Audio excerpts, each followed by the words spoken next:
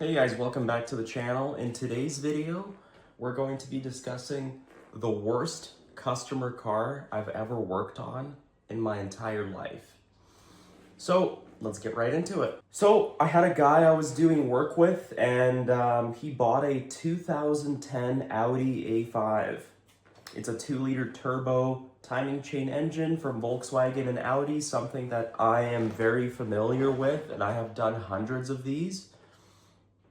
But this one just turned into a complete nightmare. So this particular gentleman that bought this 2010 Audi A5, we knew when he bought this vehicle that it needed a timing chain and a cylinder head right away. And the reason being for this is because I hooked up my VCDS and I saw that the timing chain stretch was way out and it was misfiring on cylinder number 3. And we did a compression test on cylinder number 3, and sure enough, the compression was super low, and it turned out that one of the valves hit the piston, and the vehicle has come out of time. And just a little bit more of a backstory on this vehicle, it is totally clapped out. The previous owner was some 18-year-old kid who, did the usual, cold air intake, straight pipe. You can tell it's seen better days. The bumper was falling off. It wasn't taken care of under the hood. There were a bunch of broken parts, broken bolts, connectors, stuff like that. So the previous mechanic who was working on it clearly didn't know what he was doing. So now, hopefully you have a better understanding of what this vehicle, how it felt, looking under the hood. If you guys are mechanics listening to this, hopefully now you understand what it felt like working on this car. It was just totally clapped out. Everything was mismatching and it was just a total nightmare. So we proceeded to do the cylinder head and timing chain on this vehicle. There were a couple of other codes stored in the ECU at that point. We had a bank 1, system 2 lean, system 2 rich. So we thought, okay, probably has a vacuum leak as well. So we went ahead and did the cylinder head and timing chain. After we were finished, it still ran like complete shit.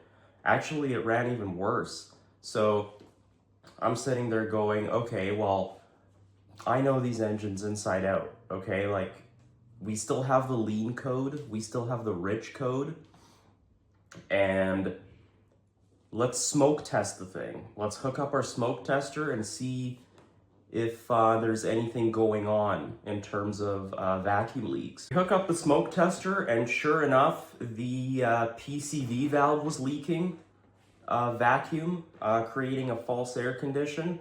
There was a diverter valve spacer installed by the previous owner of the car, and that was faulty. It went bad. It was letting out vacuum past the mass airflow sensor, which will trigger a rough run, of course.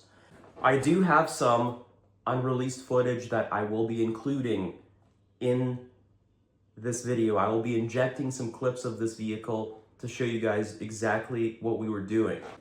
So let's roll the footage now. We are stuck working on this 2010 Audi A5. We kind of got ourselves into a pickle. This thing came in with a multitude of problems into the garage that we're still yet to figure out. But here's what we know so far. We were running into system 2 lean codes off idle, a fuel pressure code, which was an effect code, and air intake system leak code. And that is a critical one. I think the code is P2279. Yes. That code will cause all of his problems. What we're seeing here is a rough run, intermittent stutter. Bogging down, borderline stalling out. It basically exhibits everything you would see in a vehicle with a massive vacuum leak. Like right? misfires on all cylinders 1 through 4. Like try unplugging your PCV valve on any other car. That's literally how this is running, right? So anyways, long story short, we found over here, there was a broken bolt from previous technician who obviously was chasing the same codes and trying to figure out what the hell was going on. So they replaced the PCV and they fucked up because if you have an air leak, it's going to cause the diaphragm to blow. So their brand new PCV that they put on went boom, done.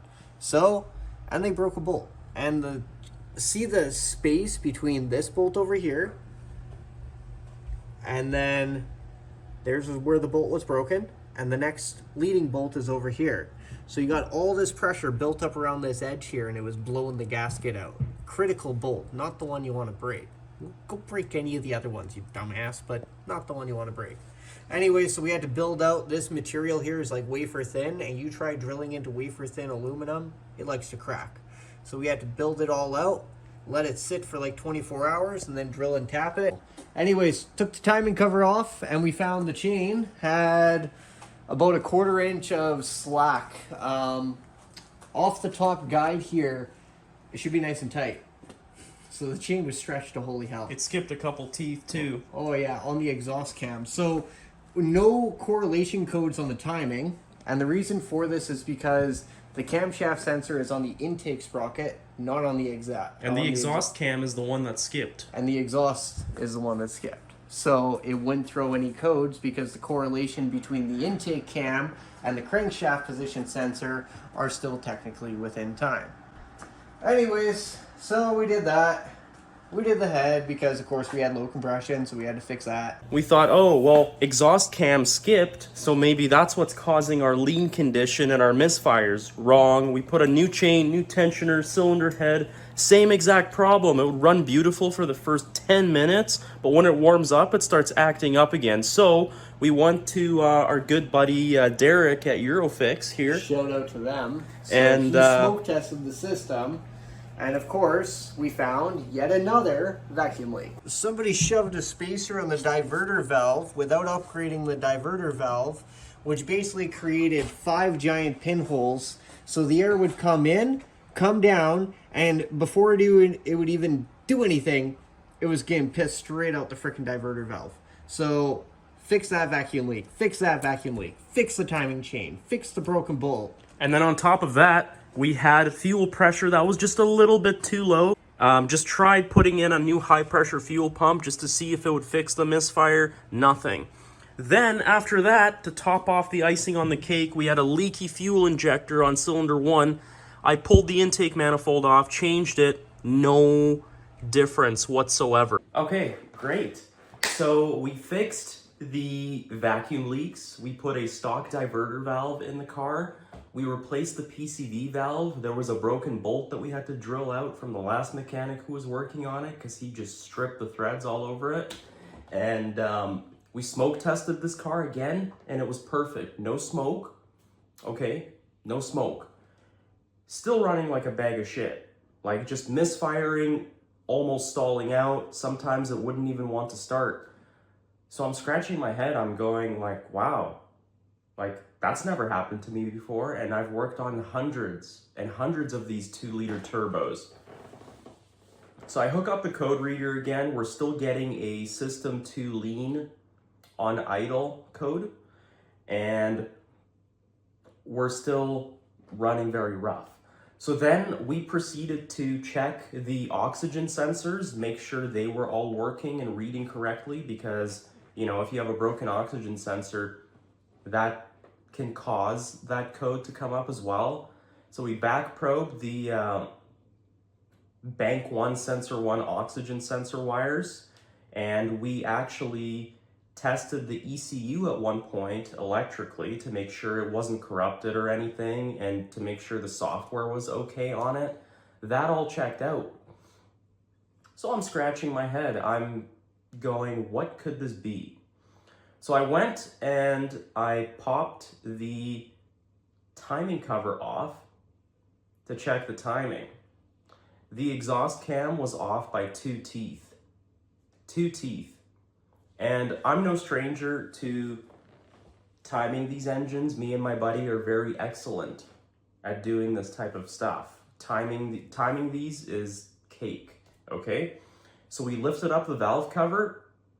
We lifted up the camshafts again just to do an inspection, and Sure enough, one of the rocker arms just seized and it just broke in 2 pieces. And I'll show you guys footage of that right here. So I told to myself, okay, well, wow, so the rocker arm completely seized and broke in 2 pieces and the exhaust cam skipped 2 teeth.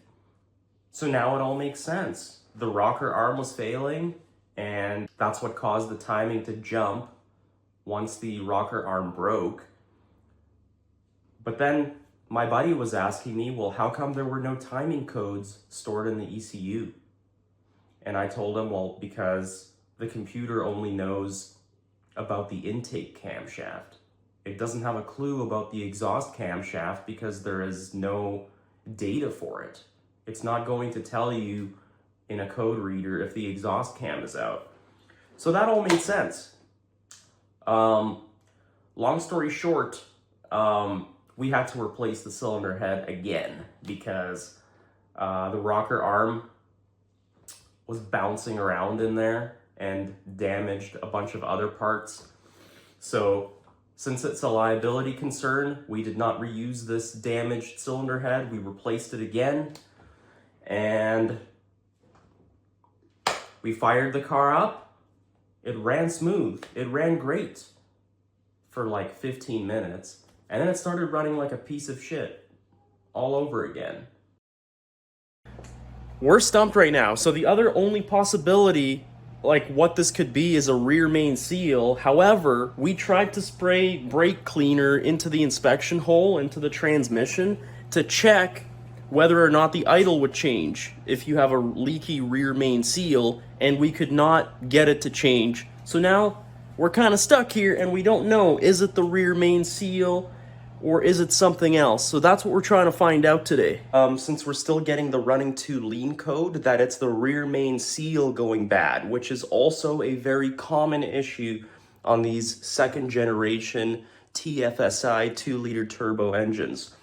So we popped the starter inspection hole, we located it, we sprayed some brake cleaner in there to see if the idle would change, if it would start to run smooth once we spray the brake cleaner, because the brake cleaner would interact and temporarily seal the vacuum leak for a few seconds. We sprayed it, the idle did not change. So that led us to believe that it was not the rear main seal.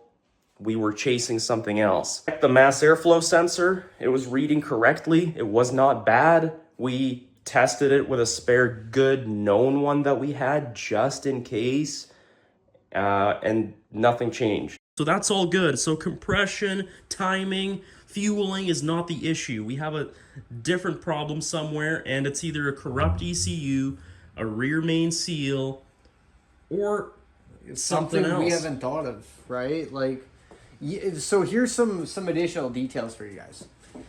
Short-term fuel trims, absolutely dumping at 99%. We thought it'd be the mass airflow sensor. It is not. Everything is, when I say that everything is exhibiting the exact same signs that you would see in a gigantic vacuum leak, I'm not joking. Everything, from the fuel trims to the mass airflow. It's compensating plus 25% on the short term, so that means there's definitely a leak or there's definitely some software issues or something. But as you guys can see, this A5, it's in really rough shape and it's been clearly owned by some high school teenager before it came to us. It's got the cold air intake. It's got the catless downpipe, as you guys can see. It's a spacer on the diverter valve. Exactly. Constant air leak. Everything here is broken. Like, whatever they touched on this fucking car, they broke. And on top of that, here's the other thing. When we did do the timing chain, the first time we pulled it off, there was no gasket material on it. There was nothing. And somebody's been in there because we saw wrench marks on one of the guides. But the thing is, nothing was even changed. So why were they even in there? But yet again, another vacuum leak. So yes. How many fucking vacuum leaks did this thing have coming in here? This was not like a one-part problem. Oh, you have a misfire. Oh, okay. No, this is like, we're compounded here. And now, after doing all of this, okay? Confirming it's not the mass airflow, doing the PCV valve, fixing all the air leaks. We are back to original codes, the original 4 fucking codes, the system 2 lean. Okay, here you go, same shit. So again, here's our P2279, our system air leak, with our high pressure fuel pump, system running rough, PCV, rear main, leaking false air. Here you go. Here's another one further up here. Look at that, 2279. When I say knowing which code to chase is critical, here you go. 161 for the PCV, 38 for the rear main. I could do more. All right, so let me just show you guys what it sounds like and how it runs like shit. Huh, wouldn't even start. Let's try that again. Wow, it stalled right out. Yeah, it wouldn't even start, buddy. Like, it just fucking... That's a first. Go again. Oh, shit. Uh-oh. It's not even starting. Well, that's a first. As you can see firsthand as I'm filming this, the car flat out refuses to start now. Before it would run like absolute garbage, but right now it doesn't even want to start. Next thing we did was check the high pressure fuel pump, verify that it's putting out the correct amount of fuel pressure. Sure enough, that was totally okay. We threw in a upgraded Autotech high pressure fuel pump just to test it, just to see if anything changes, and it did not. At this point, everybody's just pissed off at each other. The customer is pissed off because, you know, it was supposed to be just a cylinder head job, timing chain, PCV valve, off you go type thing. But now the car is sitting with us for a couple of weeks at this point, and the customer is getting frustrated, and he's starting to become a little bit upset with us because you know, we're still chasing this problem. Why the car runs good for 10 minutes, 15 minutes, and then starts running like a bag of shit. At that point, we pull out VCDS, we pull out an oscilloscope, we start checking a few more things here and there. Everything just checks out. So, next up, we start digging deeper. We very thoroughly looked, you know, by the firewall to see if there was anything obvious. And sure enough, the rear O2 sensor was totally cooked, and it appeared that there was a little bit of an engine fire at one point by the firewall. I'm guessing he had a fuel leak or an oil leak or something, the previous owner. And it cooked the rear O2 sensor wires, I guess. So we replace the rear oxygen sensor. Car starts running way better. It doesn't run 100%. Like, you can still, my gut feeling told me something was still wrong. And after 20 minutes of idling, the oil pressure light slightly flashed. Like, it just flashed and it went away. So I'm thinking, that's interesting. And we check the oil, it's clean, it's full. There's no shavings in there. We pop the oil filter off just to do a quick inspection. We cut it open. Everything looked fine. We put a new oil filter on it, topped off the oil. We called the customer and said, hey man, after a month of you not having your car, it's finally ready to be picked up. And so the customer comes, he's seems to be happy with the results. It's been a total nightmare, this car, and everybody was just glad to see it go. I've never been more glad in my life to see a car leave the shop. You would think the story ends here, but nope, it does not.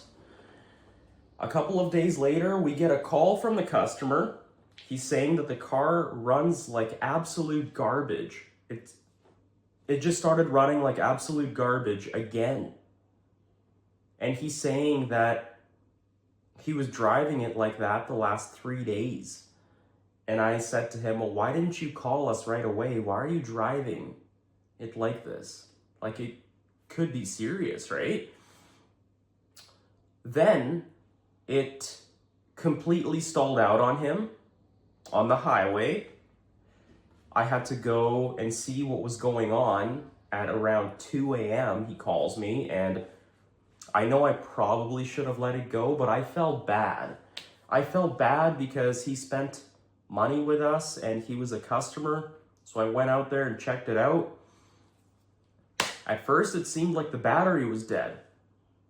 So I brought out the big old jump pack that I have. It's about this long, GB150 NOCO boost. Tried boosting the battery, still nothing. The starter just clicks and the engine doesn't spin. So at this point, I'm very worried and my stomach drops. Okay, my stomach drops and I begin to assume the worst. Engine is seized. Sure enough, we tow the car back to the customer's house because I had no space at that point. We drain the oil, and I'm gonna put the footage right here on the screen, and there's pieces of rod bearing and shavings in the oil. What a nightmare, guys. Words can't even describe this car and this engine. My guess, without ripping the engine apart, just my guess on it is the oil pump was intermittently failing on this engine, and the oil pump eventually gave out. I think that, and combined with lack of maintenance from the previous owner who was 18 years old and just, bouncing off the rev limiter and just bagging the shit out of this car, driving the piss out of it. I think that, and combined with the oil pump failing, that's what actually happened. So we were chasing all these things all along. It would run better here, it would run better there, but it would never run 100%. And we never had an oil pressure code while the car was in our possession. We never had any oil faults. We only had it flash that one time, and we just assumed it was an error and, just a slight glitch or something, right? Because it never came back. We test drove that thing for 40 minutes. The oil pressure light never returned. So that's what it was all along. It was just a failing engine, failing oil pump, failing bottom end. Who knew? And we found out the hard way. So now the customer needs a new engine. And now he's threatening us with lawsuits because, you guys were the ones that worked on it last, so this is all your fault. I spent all this money with you guys. We did 2 cylinder heads, we did a timing chain, we did vacuum leaks, we did oxygen sensors, we did all these things. We did all these tests, and it turned out it needed a bad engine. Well, there you guys have it. That's a big lesson, big, F you to the face type of car. The absolute nightmare of a car that I've ever experienced. So let me know what you guys think in the comments section. Tell me your horror stories as a technician or as a hobbyist mechanic, as a do-it-yourselfer. Tell me your guys' nightmare. I would like to hear it, okay? Drop it down in the comments, and I'll catch you guys in the next one.